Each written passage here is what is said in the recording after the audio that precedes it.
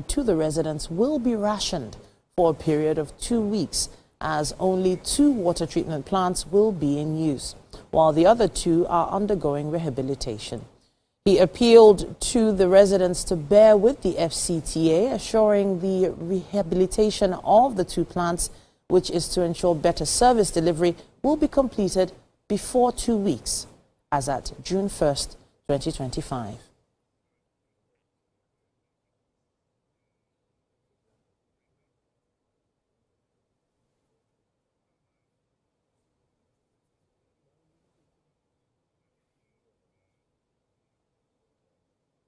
And that's it on news for this hour, right here on Wake Up Nigeria.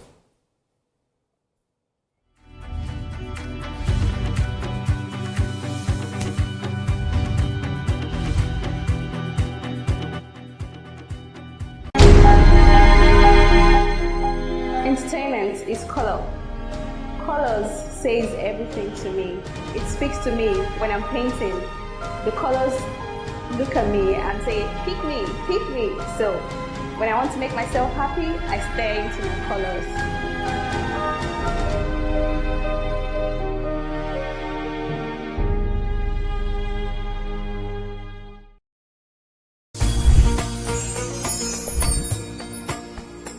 To all our Muslim brothers and sisters embarking on the sacred journey of Hajj, we celebrate you. May your pilgrimage be safe, your prayers accepted, and your hearts be filled with peace. And may this sacred experience strengthen your faith and inspire compassion, humility, and hope. Hajj Mabrur, may you return renewed and blessed.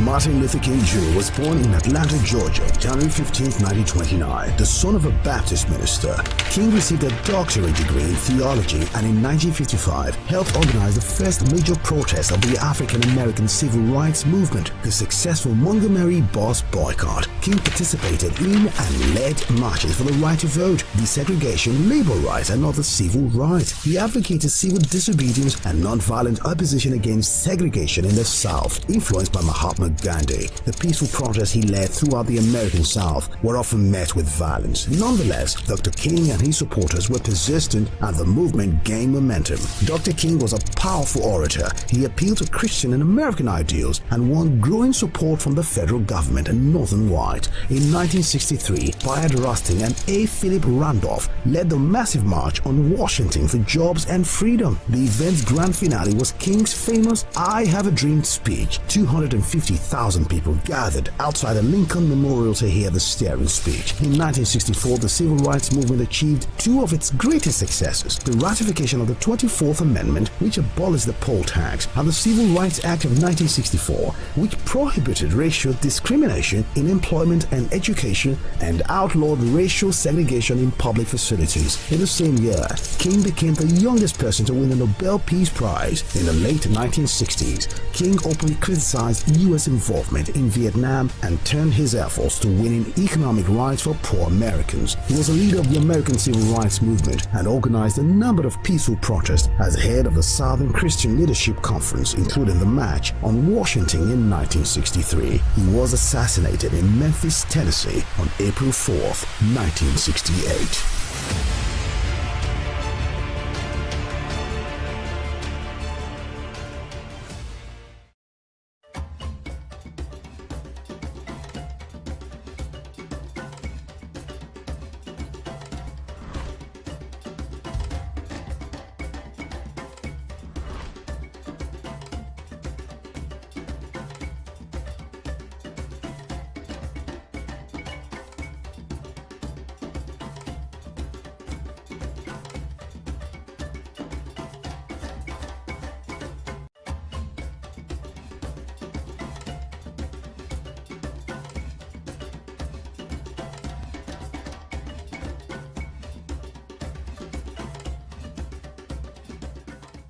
I'm Miriam Lunge. I'm a passionate environment advocate and a published author. I am the founder of Celebration, a businesswoman, and a fashion icon.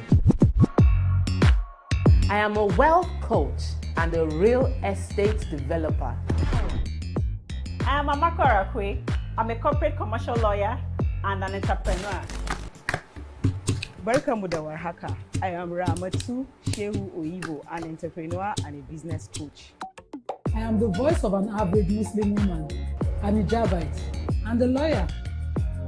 I am a polymath and a serial entrepreneur. I am Murayo Afolabi Brown, Managing Director, TVC Entertainment. I'm a media consultant, producer, and broadcaster. The ladies of Your View are made of women from different professions, tribes, cultures, and religion. Join us every Monday to Friday as we share our views on topical and social issues.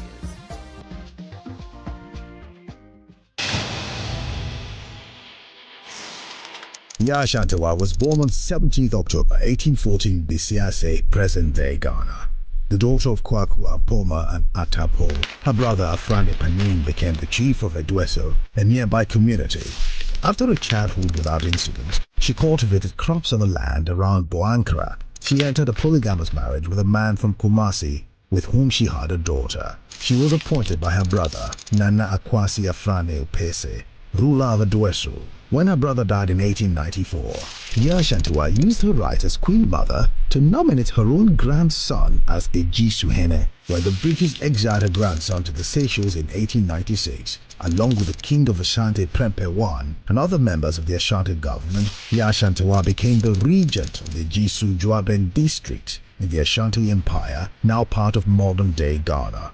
After the exile of Prempeh I, the British government...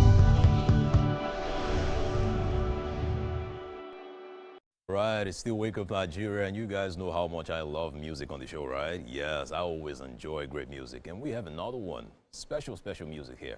Now, here to get our feet tapping and our spirit, soaring with Afrofusion genre is Crusoe, now born Emmanuel Robinson. Now, this guy is a fast-rising Afrofusion artist with whose music seamlessly just blends African rhythm with global influences. We are super happy to have you on the show. How you doing? I'm fine, thank you. How are you? I'm good, not bad at all. Look at me, looking good in green suit. All right, I like the name Crusoe. Tell me about it. Where did you get that name from? Okay, my name's, like you just said, my name is Emmanuel Robinson. Okay. So, the story of Robinson Crusoe. You get it, yeah. That's interesting. A friend just said, okay. Yeah, okay, cool. So when I started doing music, I just felt like it's a perfect name to give to. Yeah, I like the name. I thought it was from Cruz. Yeah, people call me Cruz too. Oh, they call you Cruz? Yeah, oh, nice. So, yeah. I love that name. I'll probably steal something from there. No, I'm going to take it back. If you don't do that. All right, now let's also talk about the song you're performing, Before. Now, I mean, when I saw the title of the song, the first thing that came to mind was, how we grade in secondary school, A1, B2, B3. I'm like, is that B4 now? And then I said, okay, wait, hold on. Maybe he's talking about like before something that happened in the past. Like, exactly, right? Yeah. So tell me, what is before about? Okay, so before is about my previous relationship. Yeah, so it's before. Wow. You get it. So it means that something must have happened that made you leave your house and enter the studio and say, I want to sing about this experience. Yeah, tell me, what happened? Okay. Just for you. No. No one is listening. No one is listening right now. It's just us. Okay, so tell me. It was a mix of me not knowing if it's actually love she wanted or money you get. So it was just a feeling. So I just wanted to know what's going on. Yeah, it's more like you can be confused about what she really wanted. Can I be honest with you? Yeah, tell me. Nobody knows what women want. Like nobody knows. Okay. All right, it's a crazy game to play. All right, but that's awesome. And how long have you been doing music for? I've been doing music for over a decade now. For real? For real. Like, that's awesome. I remember my first studio recording was in 2015. 2015? Yeah, but officially I started putting out music 2018. Wow, what's the first song you recorded? Don't. Wait, why is that all the song titles that you have? You just have one word titles. Don't. It's been like that. Sorry. Starts. I just like it like that. I don't like nice. too much. Do you have an album out? I have an EP out. Oh, what's the title? Tell me it's just one word. On a cruise. On a cruise. Okay, on a cruise. Okay, yeah, I get it. Cruise on a cruise. Yeah, that was awesome. Yeah. All right, awesome. I cannot wait to hear what Before sounds like. Please give us the right energy, and I'm sure you would definitely kill it. All right, let's have Before. Yeah.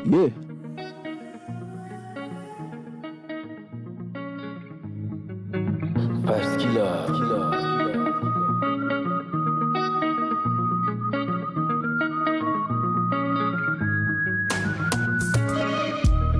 Funny love you they do before.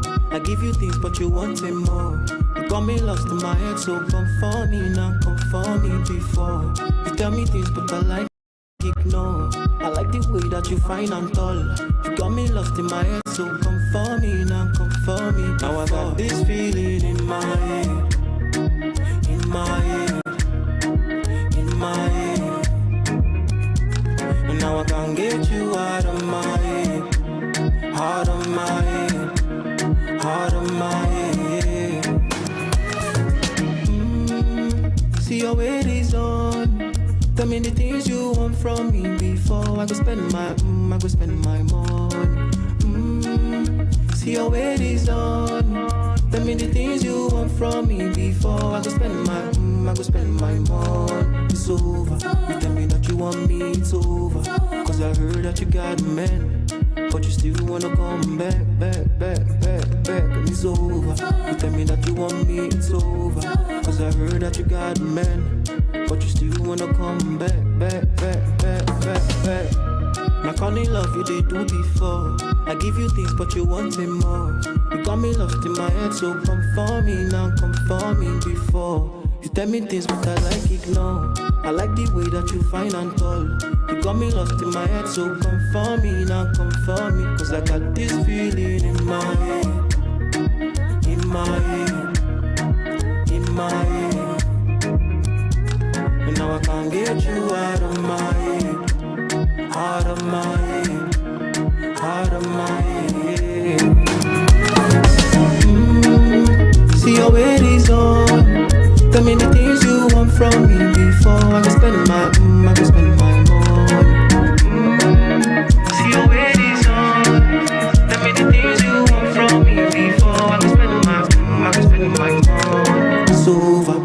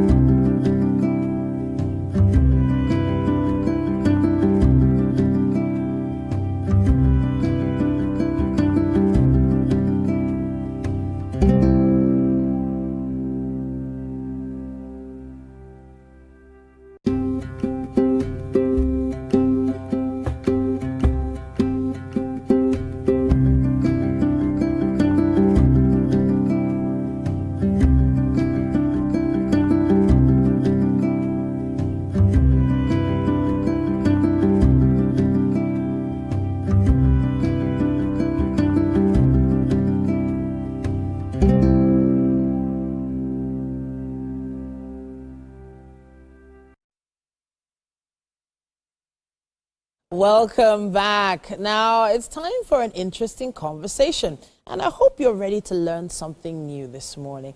Now we have with us Mr. Emmanuel Iji.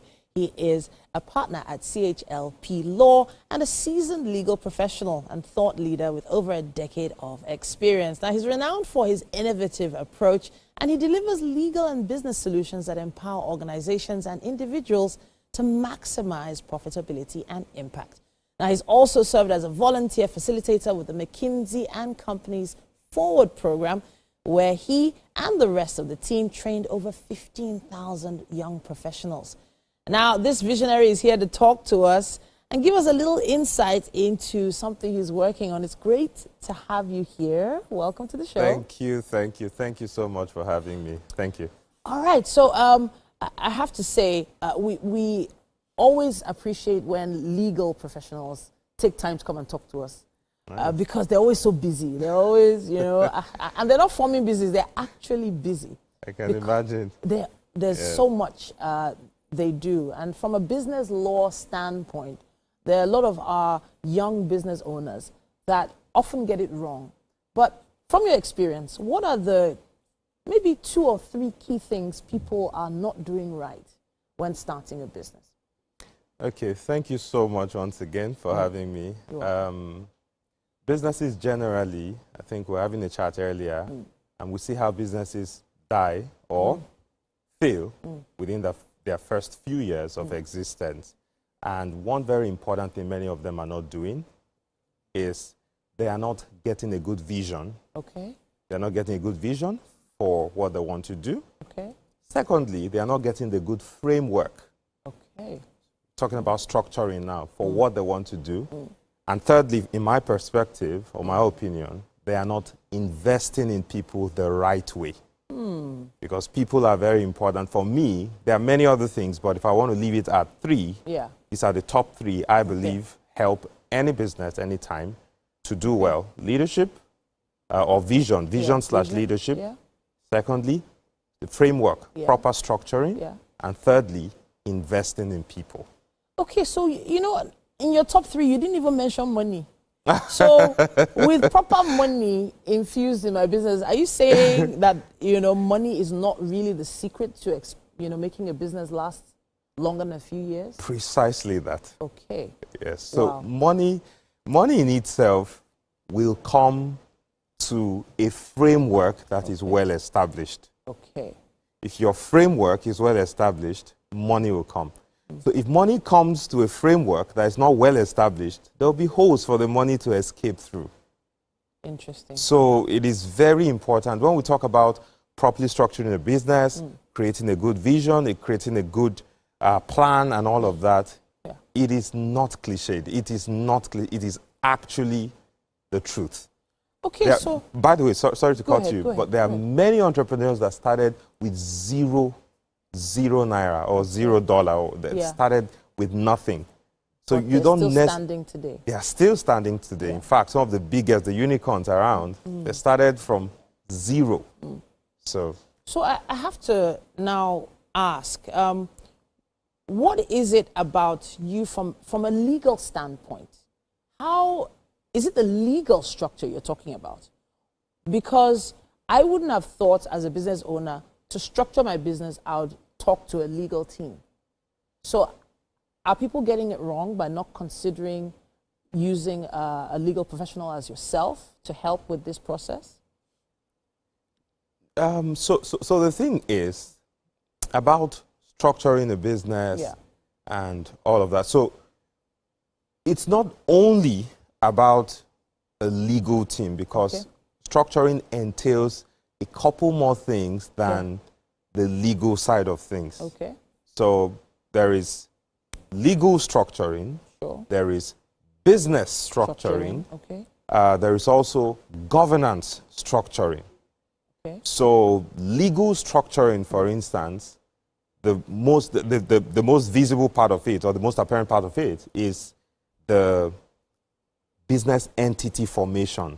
You know, the Corporate Affairs Commission registers them as limited liability company. So that is part of the legal structuring. So all the things you do for legal to protect your intellectual property, to get your people, to set that, and to get ready for things like funding. So by me saying money, money down the road, money becomes important because money is the lifeblood that will drive the organization. Yeah. So all of that, you need to have been registered and have that legal structure.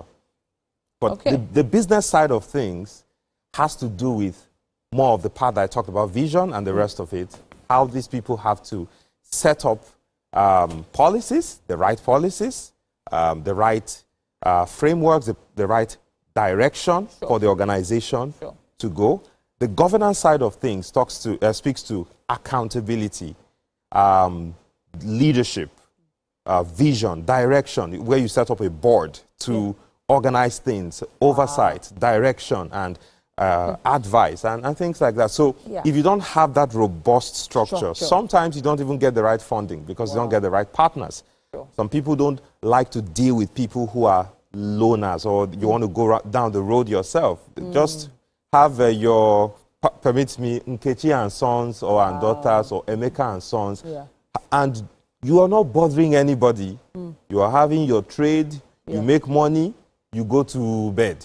That's all. But if you really want to do a business that would impact the economy, impact the lives of people, and significantly give you the opportunity to do other things and make the kind of impact in the world that you want to make, you need to sit down first of all. And very importantly, the quality of that structure, which is the foundation, determines how high the organization will grow. Okay, so I love the way you've put it now. I guess in the end, it's about a term we've used earlier on, scalability. Now, for instance, the difference between the local, we used to call them chemists back in the day, chemist owner, and the person who has turned his business from just a small chemist to a multi-story supermarket and pharmacy, for instance, is that the person put in some structure, understood how to create the proper foundation for the business and grow up. It's not that the chemist owner's village people were chasing him. That's why his business is not growing. Exactly. Right? But a lot of people don't consider scalability in the very beginning. Let's talk a little bit about that. Why should people, for instance, come to teams like yours to help plan towards scalability? For me, one of the things I believe is very important for them to take note of, or for every business to take note of, is how far they want to go. So from the very beginning, I was talking about the importance of vision. First of all, ask yourself, what do you want to establish? If what you want to establish is, permit me, I'm so sorry there's a business like that, but it's the quote-unquote Emeka and Sons, but you know, of course, the kind of business where the person is a sole proprietor, he doesn't want trouble. He doesn't want to partner with anybody. He just wants to do his own business, right?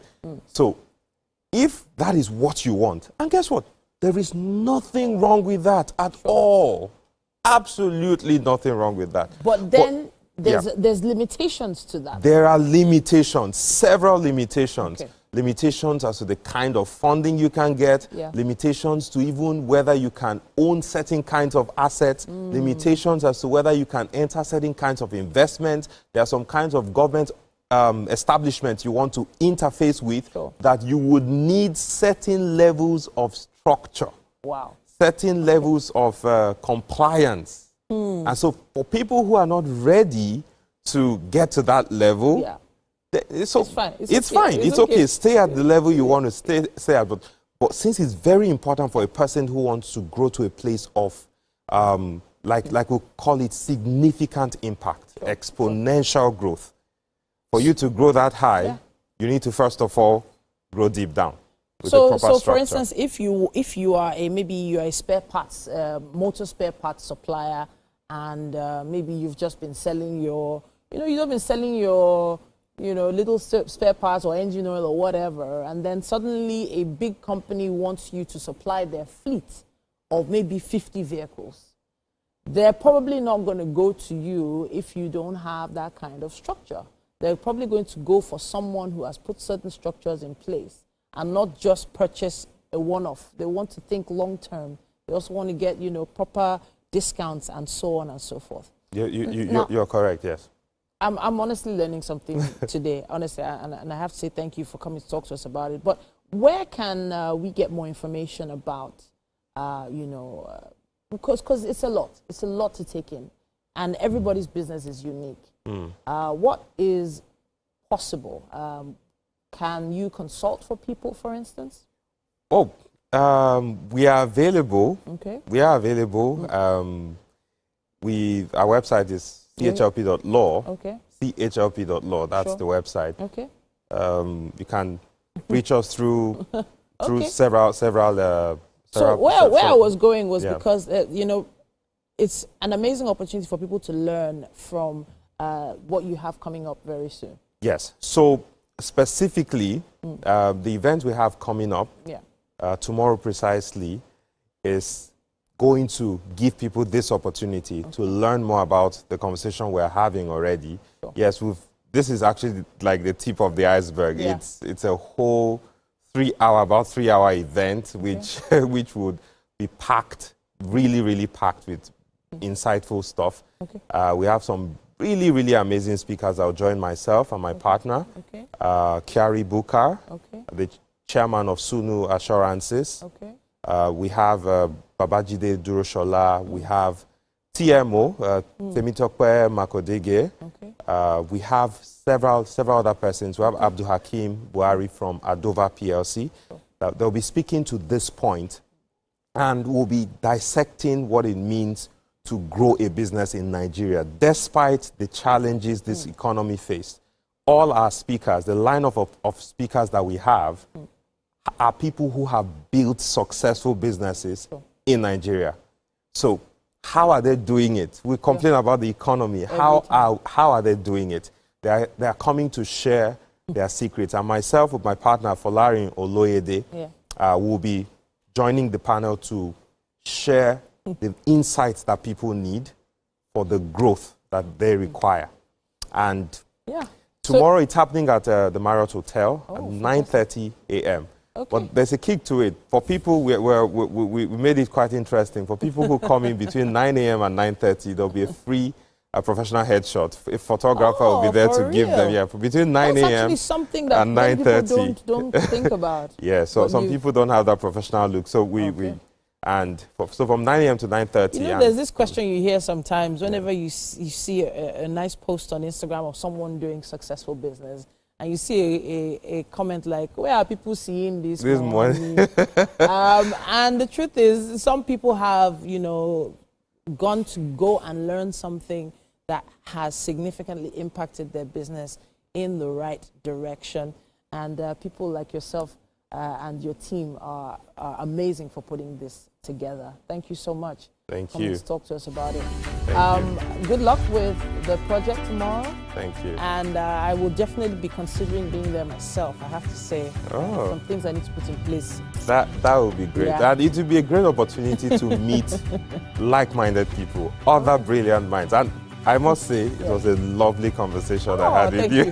Thank you so much. It was a really lovely conversation. All right, so Thank you. hopefully you've learned something important today.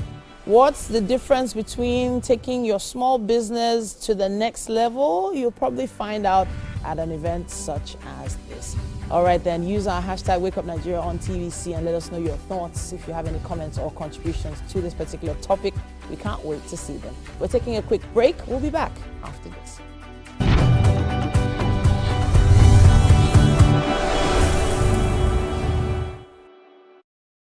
Good morning, Marina Station and all the passengers. Efficient, it's comfortable. This development will go a long way in reducing congestion and emission.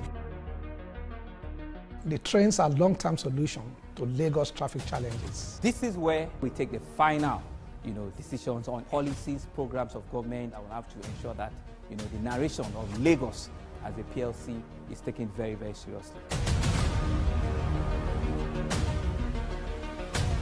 This is a major pedestrian bridge linking Oyigo here to Apapa Road over there. With this overpass, we are providing what we call a permanent solution.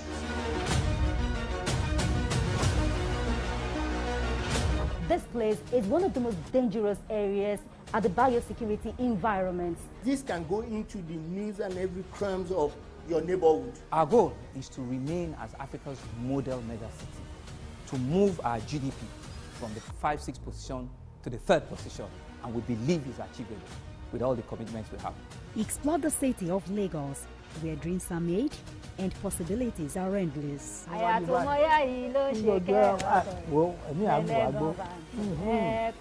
Amadedoja Salamadini.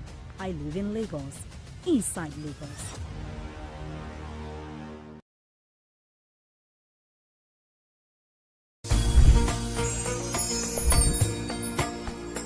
To all our Muslim brothers and sisters embarking on the sacred journey of Hajj, we celebrate you.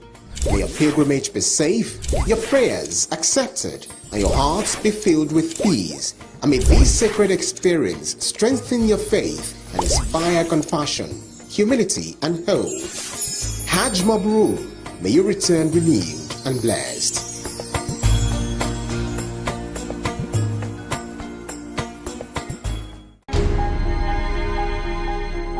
Entertainment for me, first of all, I say it's a vocation, it's work for me, it's a way of life that brings about merriment, relaxation, and it's happiness, it's everything good put together. Anything at all just to make you happy, give you joy, make you laugh, make you dance. Entertainment is a way of life for AY.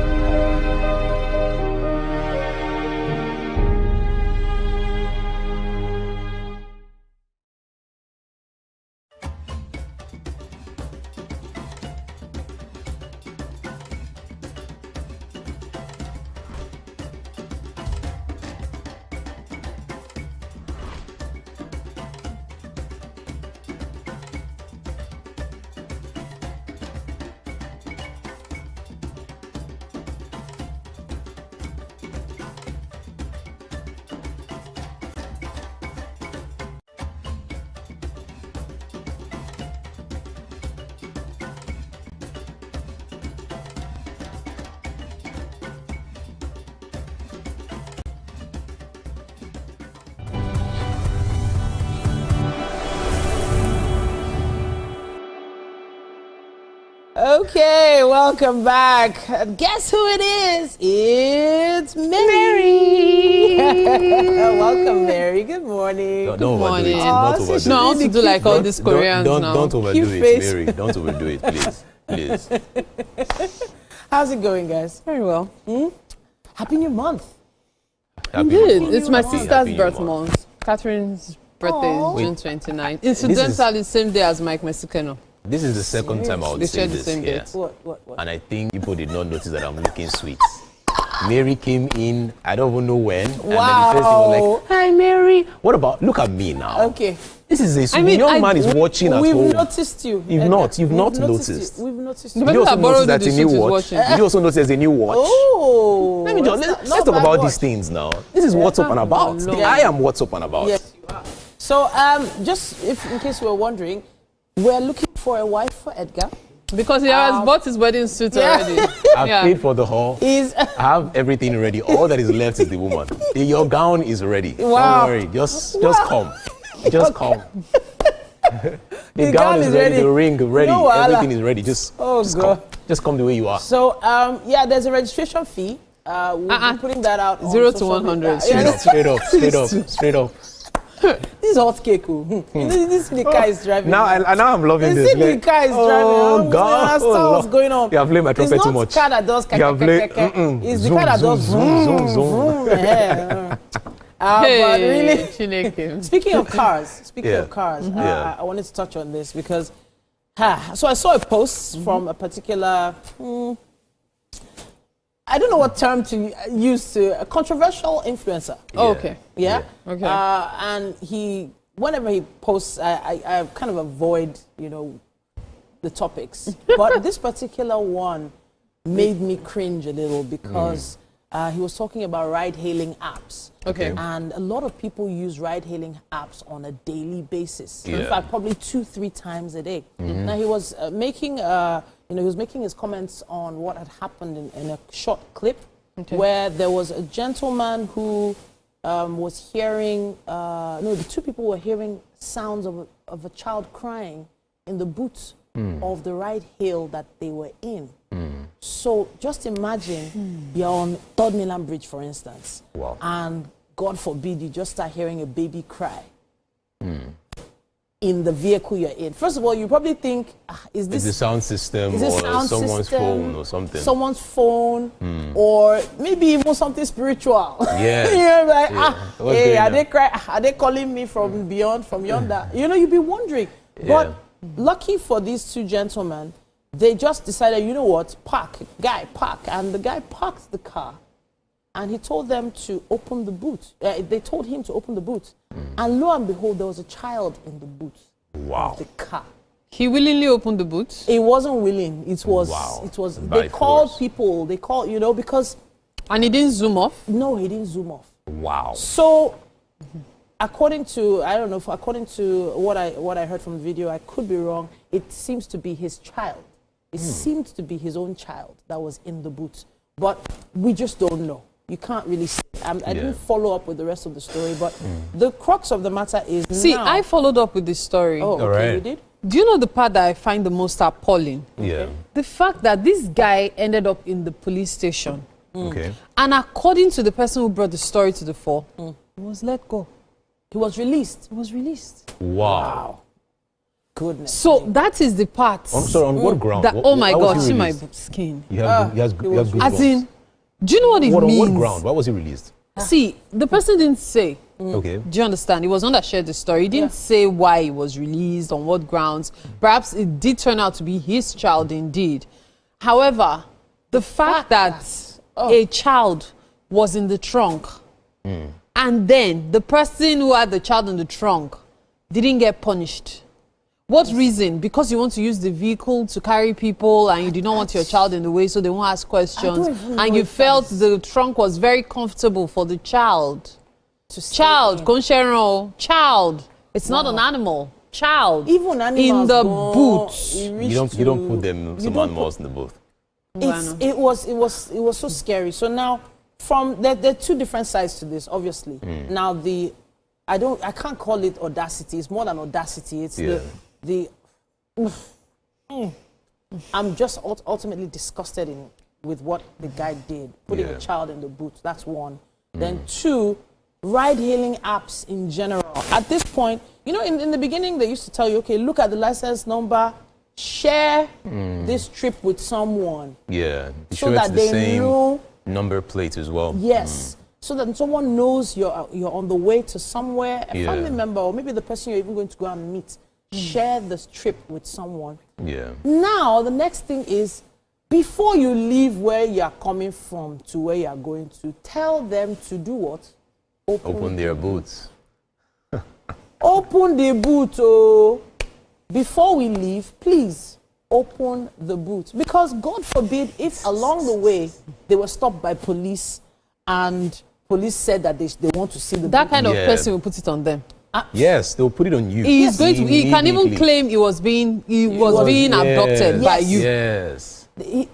He could claim he was being abducted and they put the child in the boot so that the man will keep moving.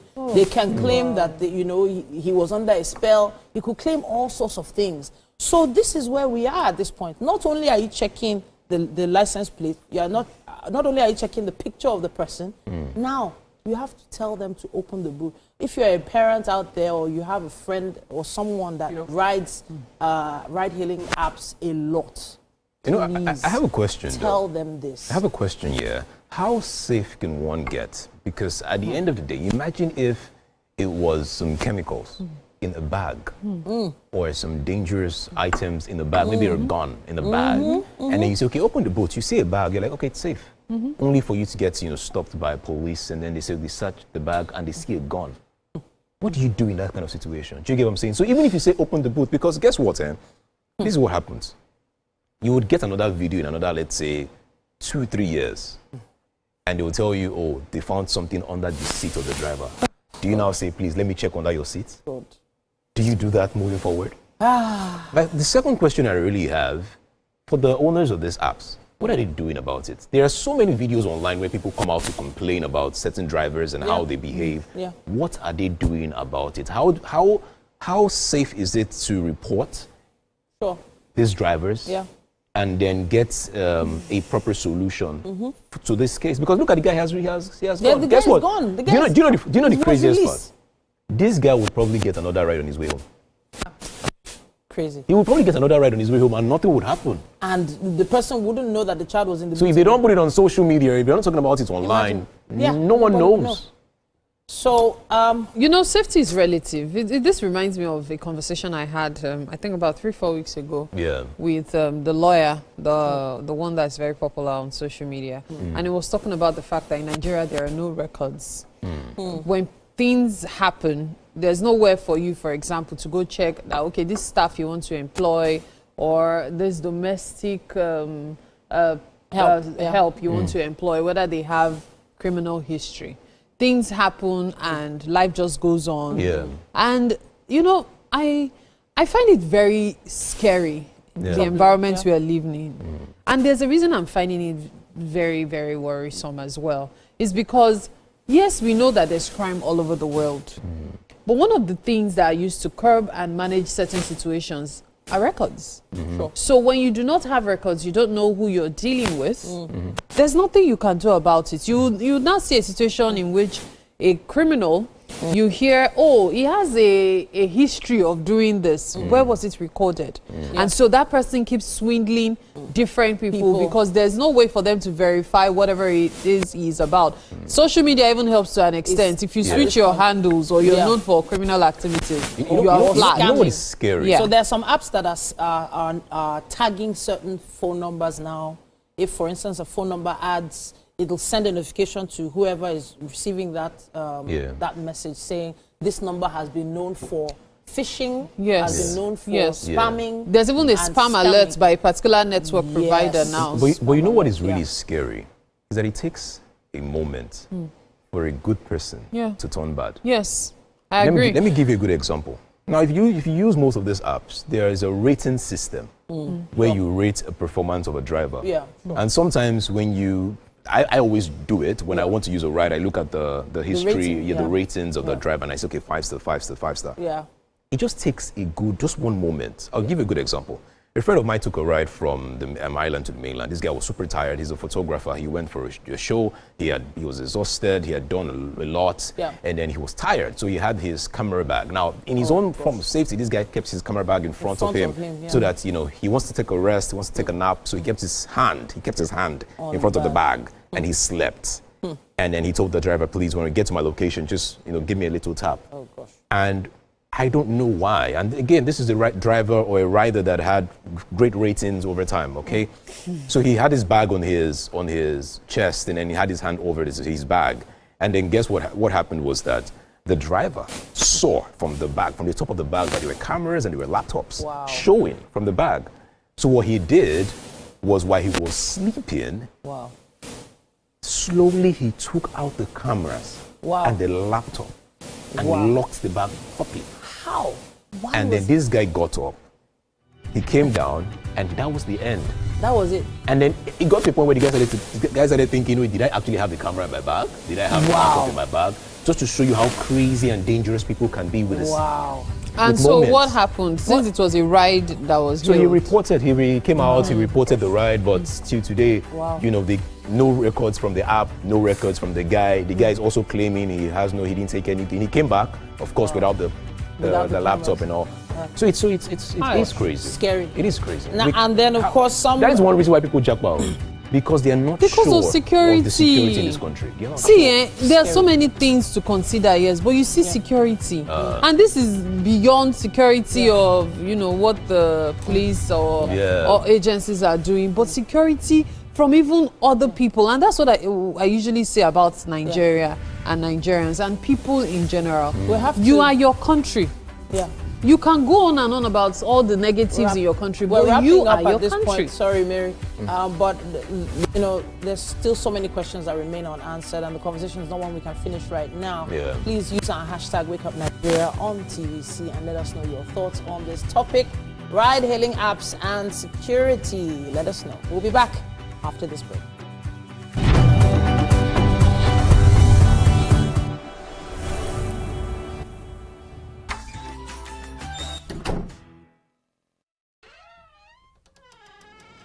Emeka, you come into my home and you see me and my family enjoying our golden morn, and you still proceed to talk about business. Emma, it is very, almost every guy has been with somebody's girlfriend. But they are for all of us now. That's why you're still single. I would not agree or disagree with that because I don't want to get into trouble. I have a home to go to. Your next question.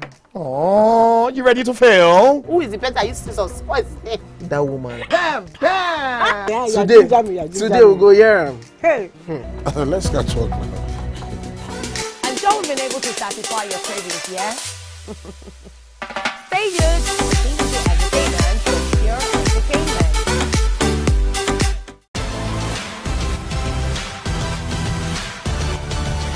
Now you can catch up with your favorite programs on TVC. Log on to www.youtube.com/TVC Entertainment. Join the fun.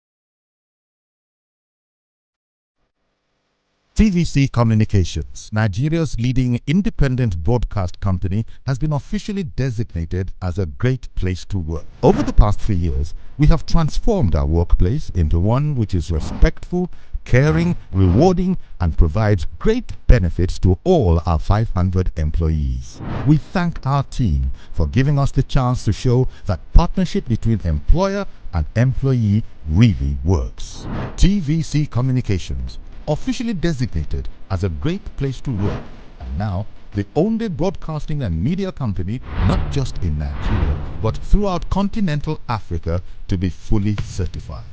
TVC Communications, a great Nigerian company, a great Nigerian place to work.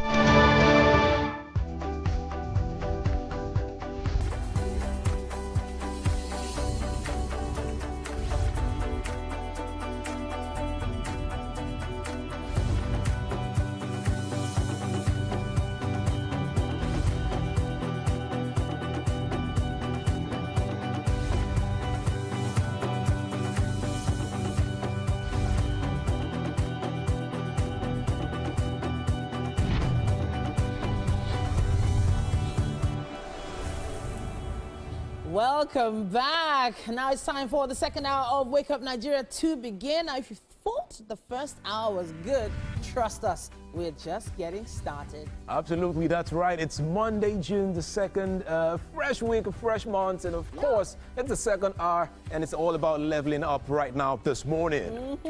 We have more music, more motivation, Yes. and of course, more amazing moments that'll make you smile, maybe even think, and get up and probably even dance a little.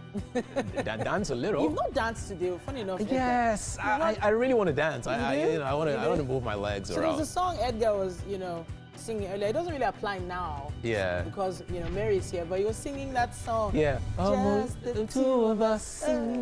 We can make it if we try. Just the two of us.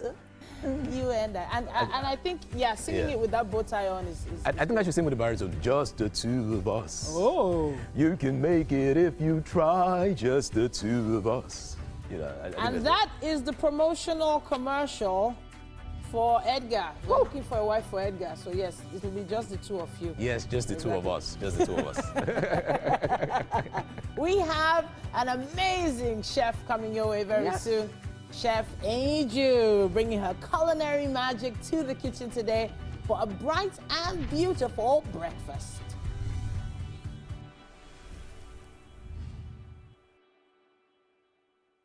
All right, on SME, we have Sukomi Olarewaju. Innkeeper Talent Accelerator is a Nigerian-based talent development organization committed to closing the talent gap across Africa. We cannot wait to have that discussion. I'm a talent myself. Yeah. I'm a talent. Can't wait to have that one. Extremely talented. Extremely talented. Desperate lover. Sachin.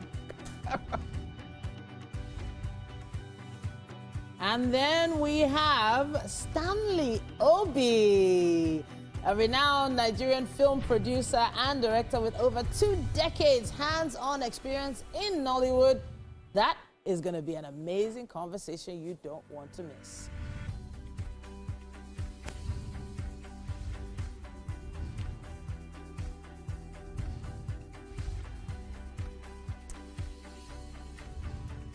Okay then, so hey, so many great reasons for you to stay right there glued to your screens. We have to take a quick look at the weather. How far?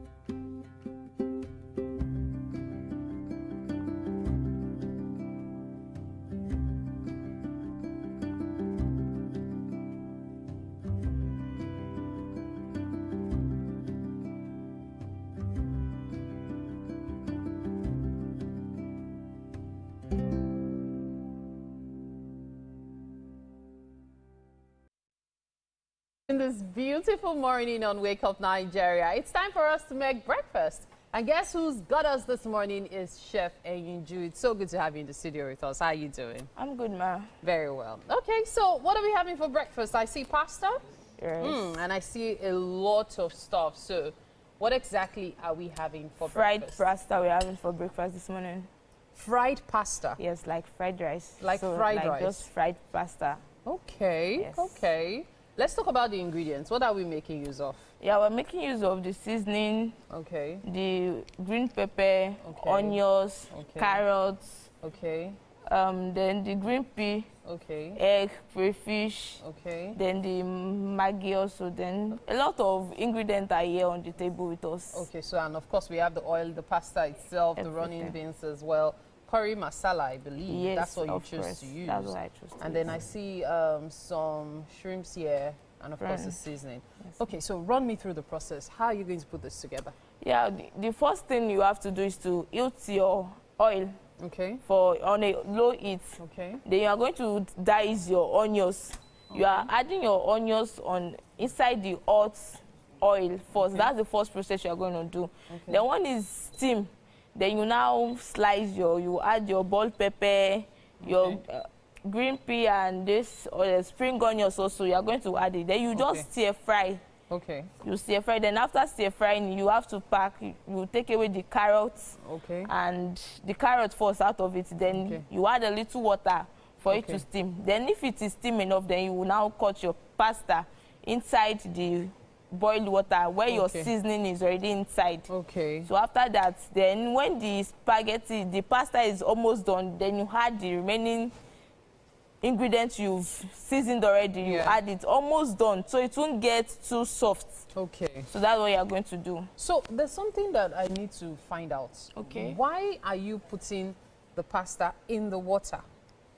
So I'm asking this because most times what people do is, they boil the pasta separately, or don't they, and then add it into the stir fry. But yours, you're doing the stir fry, then in the same pot, you want to maximize the seasoning, I believe, by boiling the pasta there. Why is yours different? Why that way? This, although no, it's the same process. It has different tastes, but I believe doing that, it would, in case, you know, anything might happen, you want to just make it very fast. Okay. So instead of boiling some, just to manage electricity or gas, depending on what they are using, ma. Okay. So instead of boiling, boiling it, that one is to take time, but it will come out in a very great taste, ma. Okay, fingers crossed. We can't wait to get started. Let's start putting this together, okay? So I guess you would have to do a bit of cutting now. Yes, ma'am. Yeah, so we're going to cut the onions and the bell peppers as well, I believe. Okay, so let me get you the chopping board so we can get started with that. Now, this, you know, the way you're deciding to make your pasta, can I decide to make it for rice as well? Will it work, or it will have to be a different way? It will work, ma. It will work? Yes, very well, ma. It will come out in a very great taste. Okay. So it can work for rice as well? Yes, ma'am. Yeah. Okay, okay, okay. I always like it when food can go different ways, so to speak. So I guess you can do the cutting so we can start the cooking. Please, can I get water to rinse this? Yes, please. There's a tap over there, so you can sort that. Okay, so what we're having this morning is fried spaghetti. Yes. So, of course, you know how it is. Chefs have their different ways of making meals, right? And that's what makes the kitchen exciting on Wake Up Nigeria. Trying different ways of making things that we always have in our kitchen. And, well, this is looking really interesting. I want to believe that the shrimp's going last, right? Yes. Okay, so that's to ensure that they stay as crisp and as tasty as possible. All right, so Chef Anyiju has us for breakfast this morning. Fried pasta. Yes. Fried spaghetti, rather. That's what we're having for breakfast. Okay, so how long would you say the entire process takes? It should not be up to 15 minutes. Pasta. Okay, so now I get why you're doing that way. You're trying as much as possible to ensure that it's ready in the quickest possible time. What are we doing with the eggs? Are we boiling them? Yes, we are boiling them. Okay, I thought it was going to be fried. Since it's no. fried spaghetti, I thought we were going to fry the eggs. It's not going to be fried, it's boiled egg. Okay, so the eggs will be used to serve. Yes, ma'am. And then that curry masala, will it be enough to give you that fried rice, fried? We're going to add a little bit to it. It won't give us that spicy. Okay. Yeah. So it's supposed to give a spicy taste. Exactly. Because I was wondering that I'm not seeing any pepper. So I guess that's where we're getting all the spice from. Yes, ma'am. Okay, okay. So I reckon it will take Chef Anyiju about 5 to 10 minutes to finish cutting up, prepping the onions and everything. So here's what we're going to do. We'll go on a quick break. And then, of course, hopefully we can get back to the kitchen in the course of the show. All right, you're watching Wake Up Nigeria. We'll be right back.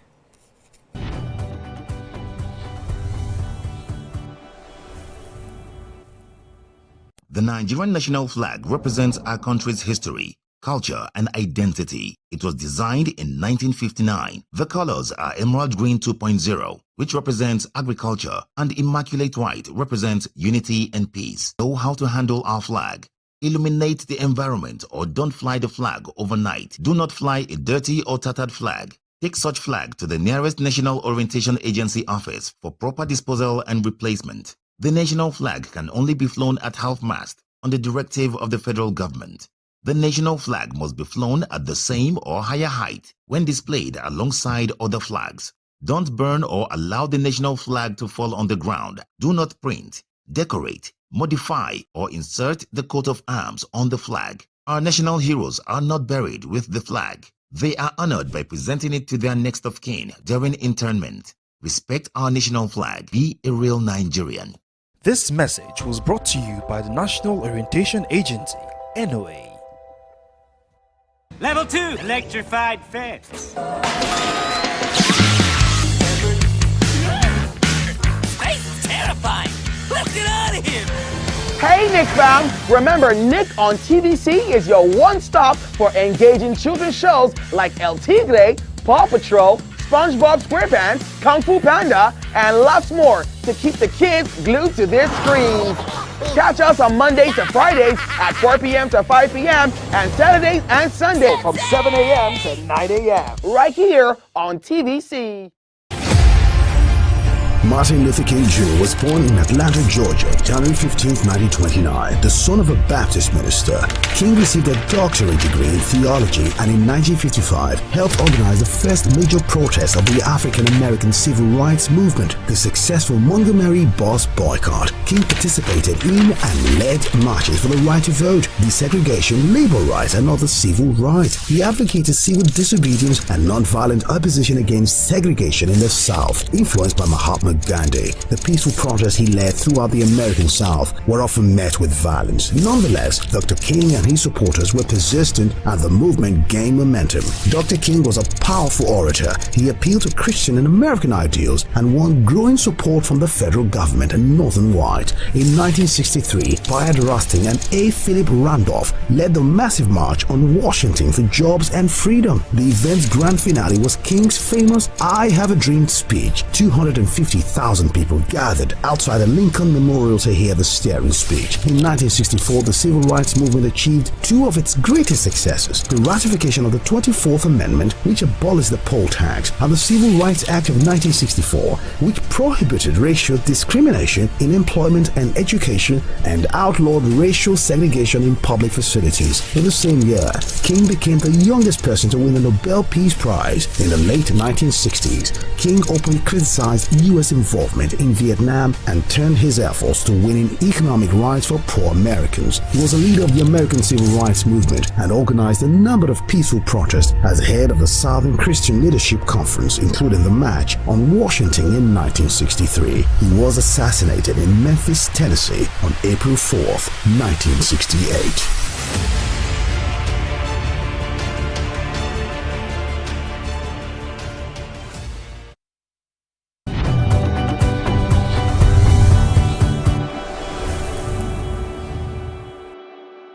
All right, it is time for an SME discussion, and we have Sukomi Olariwaju.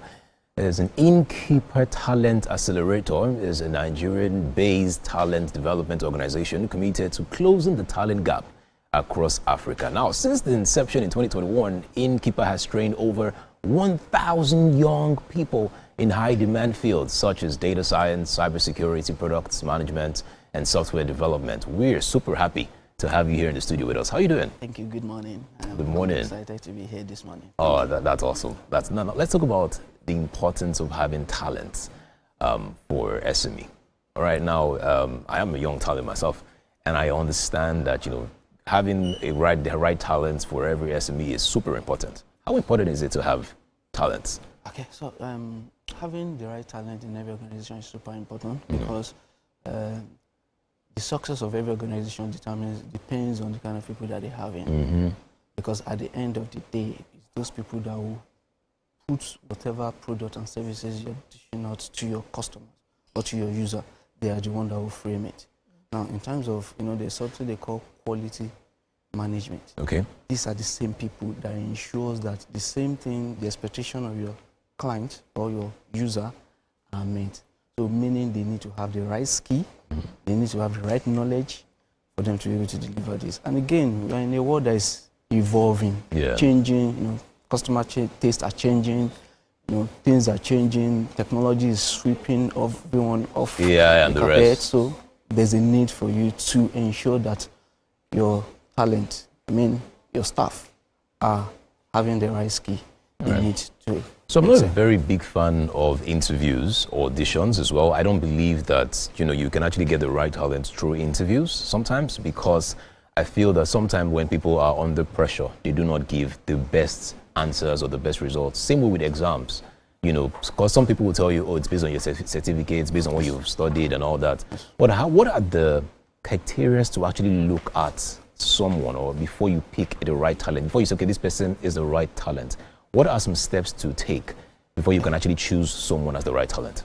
All right, so for us at Innkeeper, these are the things we look at from the very beginning, that we say, you know what, we want to ensure that every talent that's passing through us, or anybody that's coming through us, have the technical skill, has the social skill, has even the business skill, creativity as well. So that at the end of the day, what you're getting is a vetted talent that can deliver on jobs. And how do we do it? We don't just look at the skills alone. It shows in their portfolio what they've done over time. Like, people will tell you examination is not the true test of knowledge, like you just mentioned. And that's why you want to see what the person has done over time. You know, under intense condition, maybe like an hackathon, which we organize and say, oh, you know, give them a timeline. Oh, you're supposed to give them a problem, come up with a solution in this space of time, and we see what they do. And the one they're able to do without pressure, without time frame. And so those are things we look at and we say, okay, you know what, this talent can excel in this atmosphere or in this organization. And again, getting to know the demand of the organization. What do they really need? You know, they call it job analysis.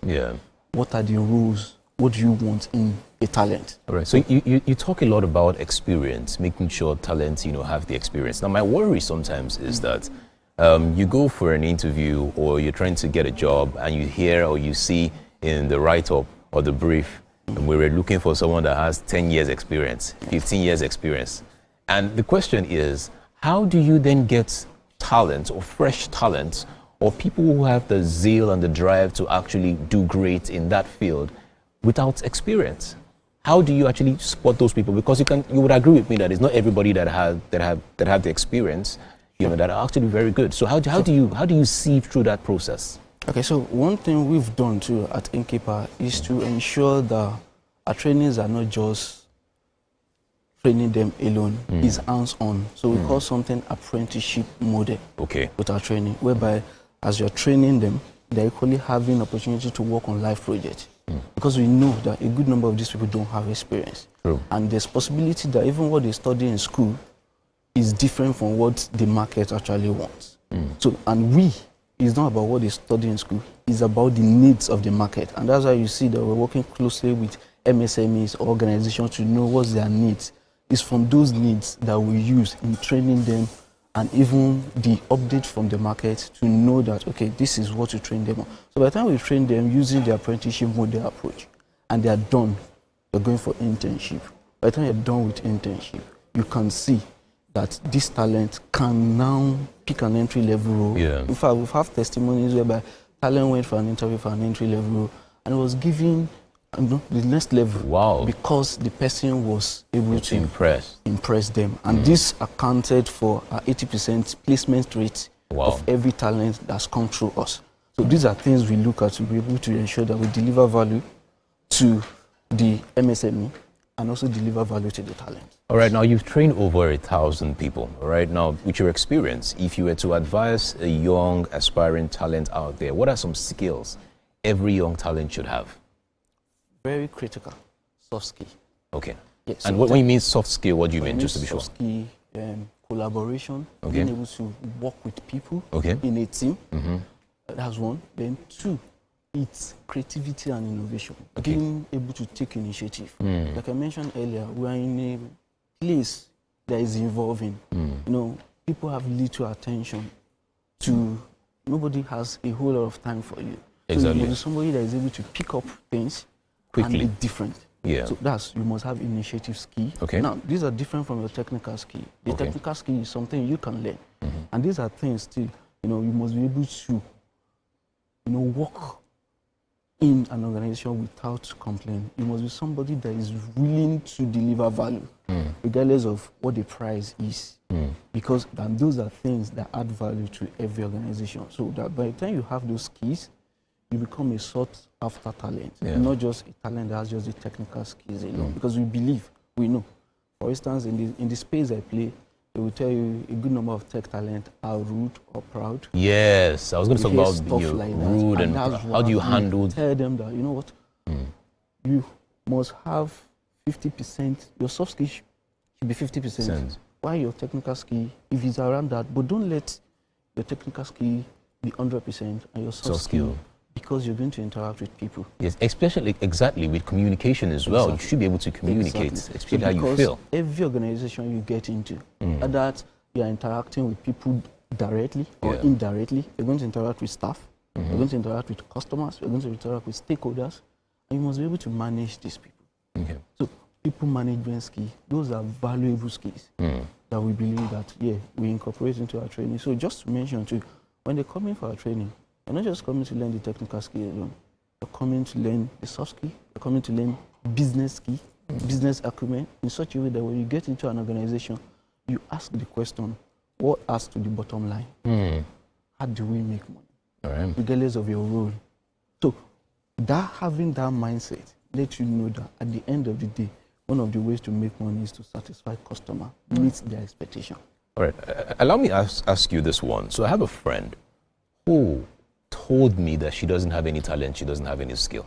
And to be honest, what we did was that we sat down together and we had a list. I went online to just get a list of skills. Do you know how to plait hair? She said no. Do you know how to cook? She said no. Do you know how to write? She said no. So we just kept striking out every single thing. And at the end of the day, we realized that actually this lady doesn't have any skill. That's what she said. And I'm just wondering here as a friend and meeting someone like you who is well experienced, what advice do I give someone like that who wants to do something but feels like they have nothing to offer? Okay, so we've had similar cases in the past, whereby, so there's something we call counseling that are into. Okay. Going through, even try to know what you've done. Okay, you know what, talk me through the stages from when someone joins or wants to join after you've probably seen the website online, or just talk me through the different stages. Fantastic. So for instance, when you come in and let's say you see our stuff and you register, the next thing we're going to do is to give you a call. Okay. Now, we even try to know why you pick a particular course that you picked. And this is just to ensure that there's a skill and, whatever you've picked, there's a match. So that there's nothing like there's any imbalance, yes. So we try to know why. So when we're able to establish that, we move to the next stage of onboarding, which is, of course, maybe you've made the payments, if it's a paid training, or even a sponsor training. So we try to take you through the onboarding. By the time we start the onboarding, there are materials that we share with you to, keep you abreast of whatever interest, whatever skills you say you want to learn. And so this material is just to achieve what we call recognition of prior learning. Okay.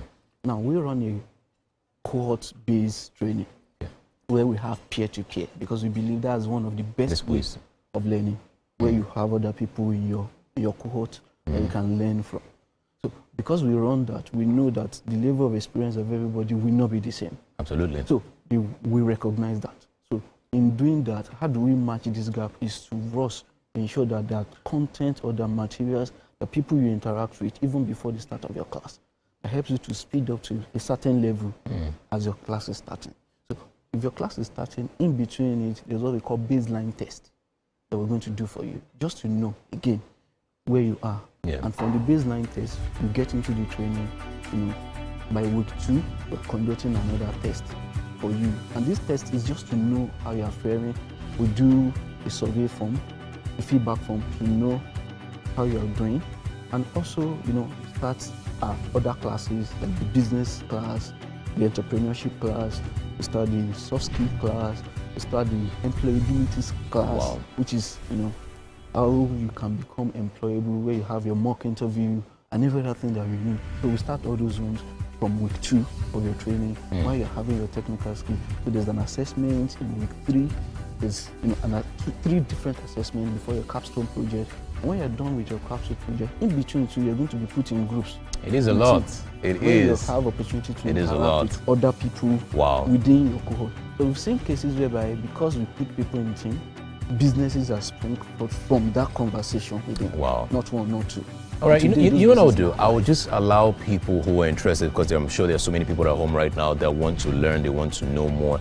I would just say that you can just follow you and more on social media and then ask more questions so that it's easier to communicate and get more of this across. Awesome. There is a lot. Wow. It is important. It's important that you have these skills as a talent, for SMEs especially. Thank you very much for coming again on the show. We're super happy to have you again. Thank you.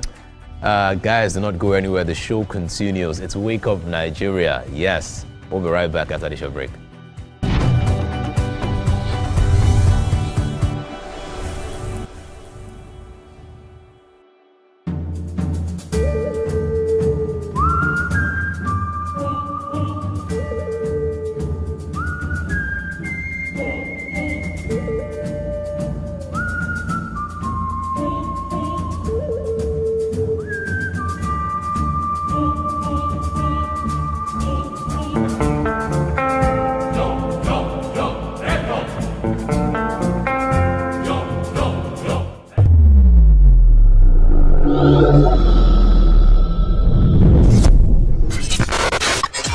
Do you think you can outplay me in this game of wits and knowledge?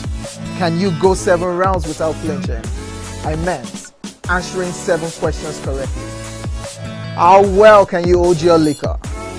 If you're curious, then join us for the most exciting conversation and games with your favorite celebrities on 7 of 7.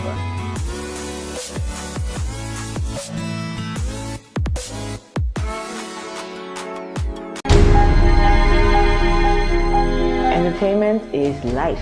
That bit of life that makes life bearable, that makes it fun. And I know that what I do contributes to that, because I tell my staff that we are not just designers, we are actually selling joy and happiness. When we're able to put a smile on somebody's face from the dress they wear, make someone very confident because of what they wear, we've done our job, and I'm sure that's entertainment.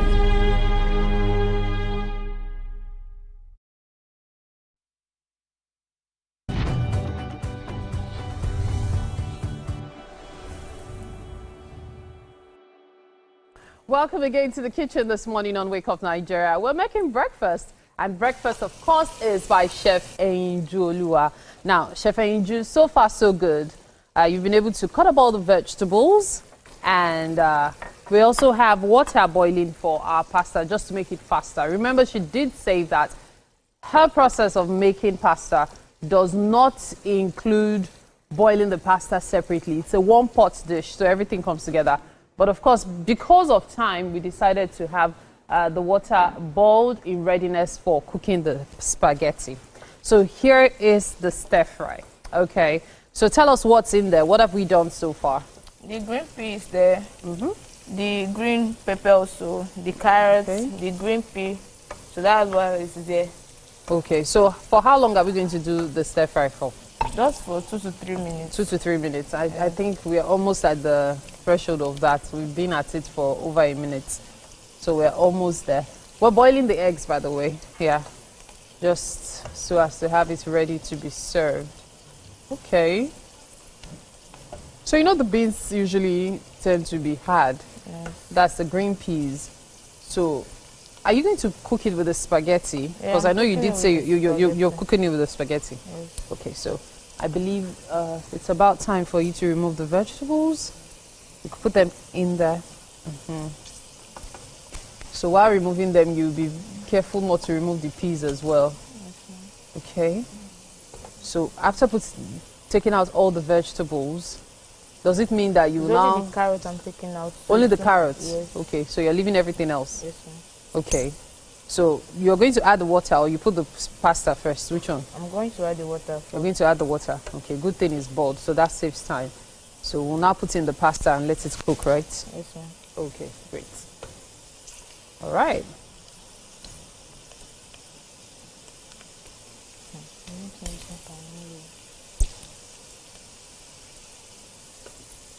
Okay.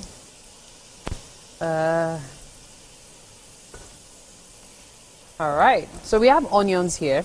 We have green peas. We have carrots, and we also have running beans, as well as bell peppers, green bell peppers. That's what we decided to make use of. for this dish. So it's all set, huh? Yes, ma'am. Okay. So we're putting the water in. There you go. Because I'm pretty sure that's hot. Let me help you with that. Okay. So are you putting in the curry masala immediately? Yes. Okay. Adding the curry masala. Okay. All right. So, yeah. So please, we need a little bit. You'd need a little bit more. Okay. Let me help you add some more. Will that do? Okay. All right. So the seasoning goes in as well. How many cubes? Two. Okay. Okay, just 2 cubes. Did you add seasoning earlier to the stir fry? No, I didn't. You did not? Yes, Okay. it will burn if I did. Oh, from the okay. beginning. Okay, okay. Okay. So do we add the pasta now, or we let it simmer a bit? We can add the pasta. No.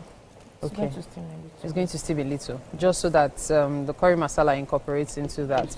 So it's when the spaghetti is ready, that's when we'll add the shrimps. Okay, all right. You know what?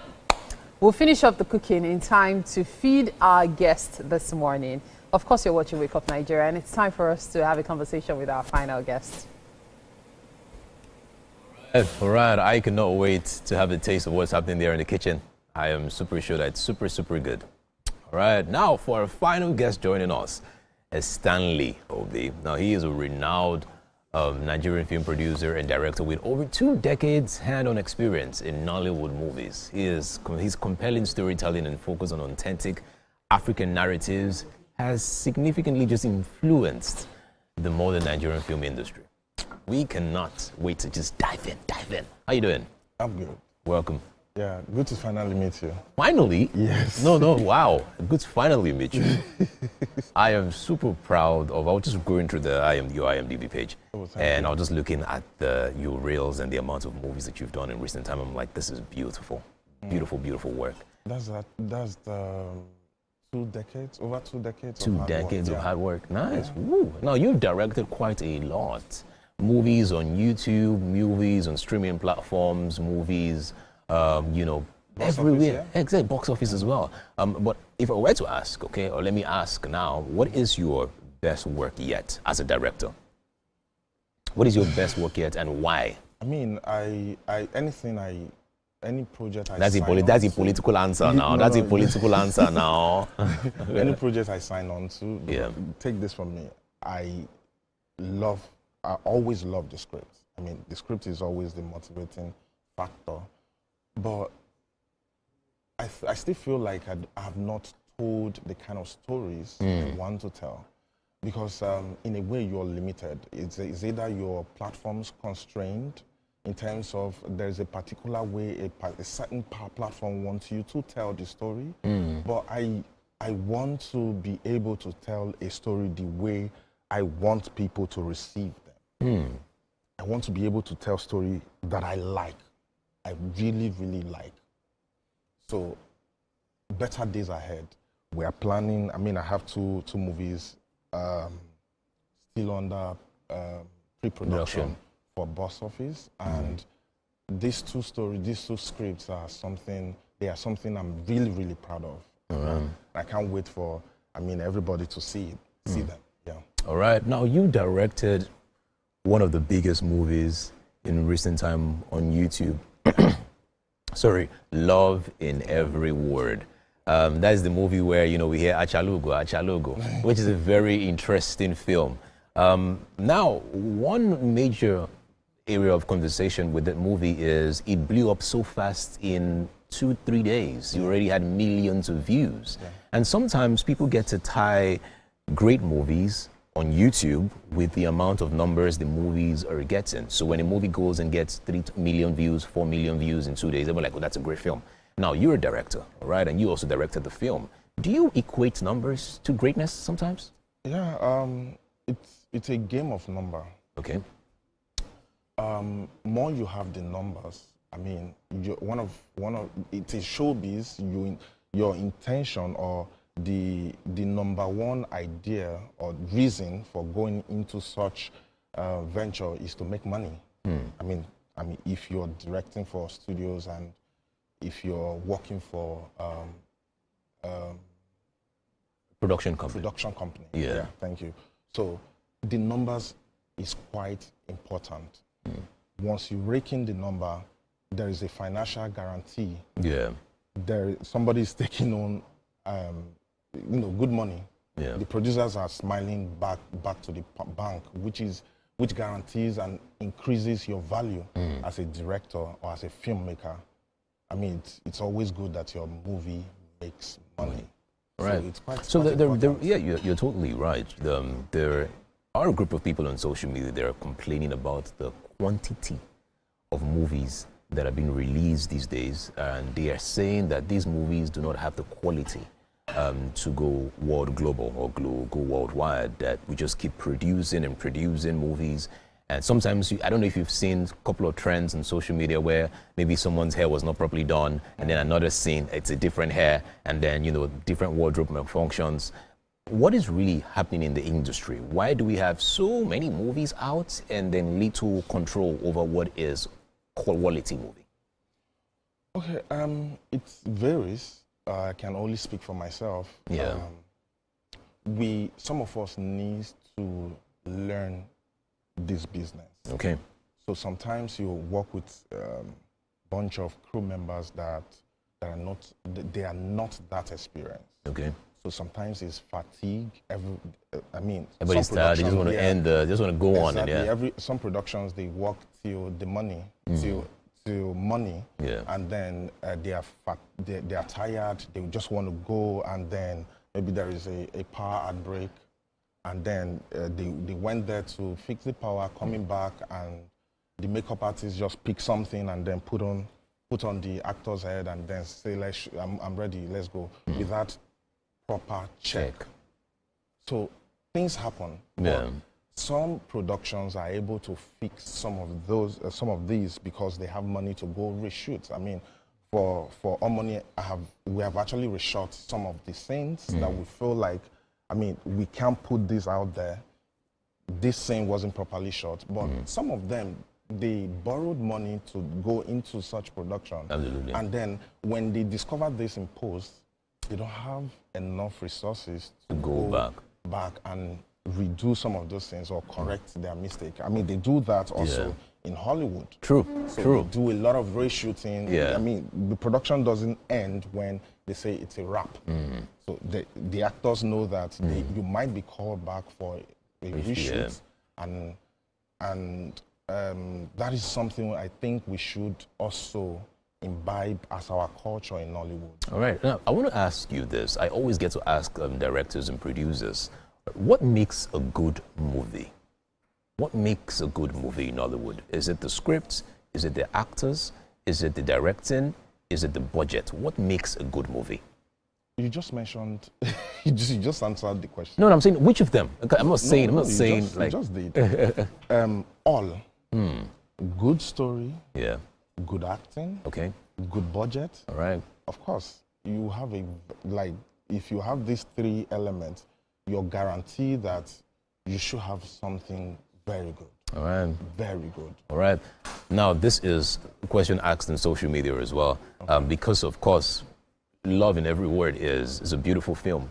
There are so many people on YouTube trying to push out their movie and, do great things with publicity, but they always get it wrong. Great movies you see have 10 views, 15 views, 1,000 views. If you were to give a tip to a young filmmaker out there who wants to get really famous on YouTube with a great film, now the person that produced a great film, but the person just needs the numbers. Based on your experience and based on the amount of movies that you've done, what tip would you give that person when it comes to publicity and promotion to get the right numbers or to trend or to get viral? What tip would you give that person? Basic. Go to the first step is good story. Okay. Even though you don't have all the money. Yeah, but go ahead. Even though you don't have all the money, your idea, what is the quality of the story? Okay. The quality of the story, and then just get a bunch of, there are guys that are good, like there are actors that you don't need to break the bank to get. They are very good. So if you work with these two elements, or these two, if you bring piece these two elements together, at least you're guaranteed a certain numbers when you post them on YouTube. When you post the movie on YouTube, you're guaranteed a certain number, which is maybe 1 million views. I've done a production where we have all the big names that rake in numbers, but the story was shitty. The story wasn't good.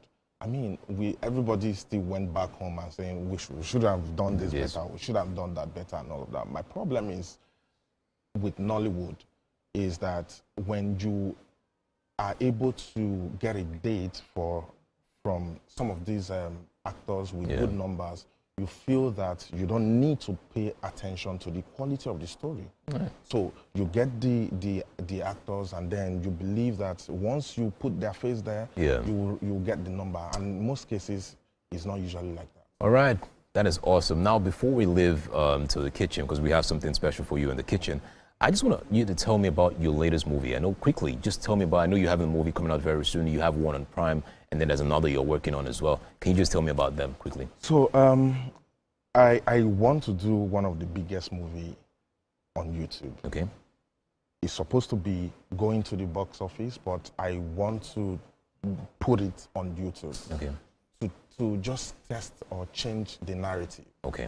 People have this worldview or perception about YouTube film. That because of the budget is always low. The budget always low, controlled budget, or the quality of the content. But I want to do the big three, like good story, good actors, and good budget, and then put it on YouTube. All right.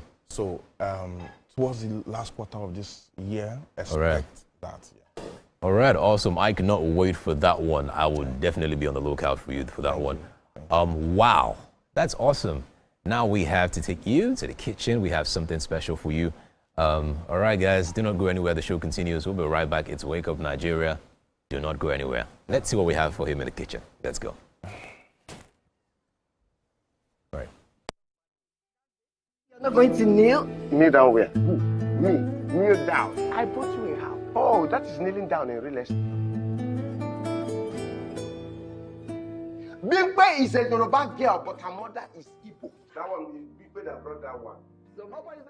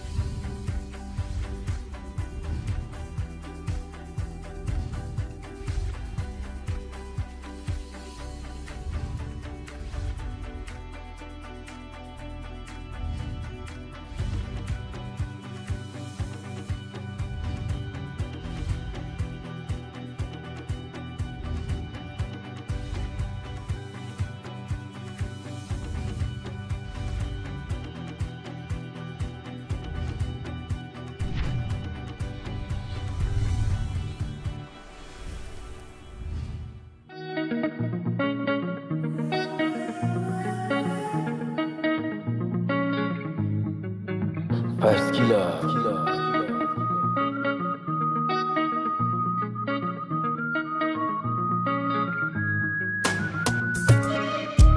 Now funny love you did do before. I give you things but you want it more. You got me lost in my head, so come for me now, come for me before. You tell me things but I like ignore. I like the way that you fine and tall. You got me lost in my head, so come for me now, come for me before. Now I got this feeling in my head, in my head, in my head. And now I can't get you out of my head, out of my head, out of my head. See your weight is on. Tell me the things you want from me before I go spend my, I go spend my money. me the things you want from me before I go spend my money. It's over. You tell me that you want me, it's over. Cause I heard that you got a man, but you still wanna come back. And it's over. You tell me that you want me, it's over. Cause I heard that you got a man, but you still wanna come back. Now call me love you they do before. I give you things but you want it more. You got me lost in my head, so come for me now, come for me before. You tell me things but I like it now. I like the way that you fine and tall. You got me lost in my head, so come for me now, come for me. Cause I got this feeling in my head, in my head, in my head. And now I can't get you out of my head, out of my head, out of my head. See your way is on. Tell me the things you want from me before I can spend my money. See your way is on.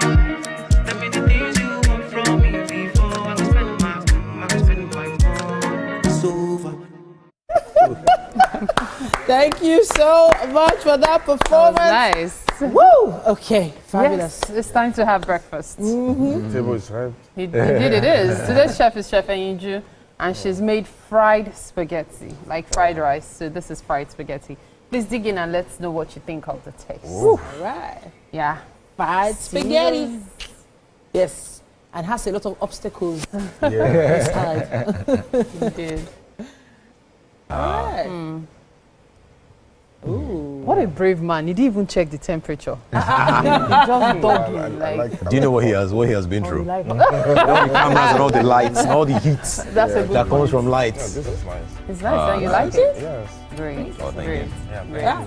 Pleasantly surprised. Yes, sir. It's going in for. I love the color too. The color is Yeah. giving. Yeah, you wouldn't know it's spaghetti. You would assume it's like Chinese noodles. Or Yeah. I guess it's because of the curry masala she used. Ah, nice, So that's nice. and it's also part of what's giving it the spice. Oh my Interesting. goodness, the eggs are just perfectly cooked. Okay, Edgar, Mary, we've had a marvelous Monday morning. Yes, we have. Absolutely. We made it to the end of the show. Hopefully you joined us from the beginning, but even if you didn't, you can do it with us again, all over again, tomorrow morning from 7 a.m. Absolutely. Okay. We're looking forward to seeing you then. Have a Enjoy great your day. week. Bye-bye.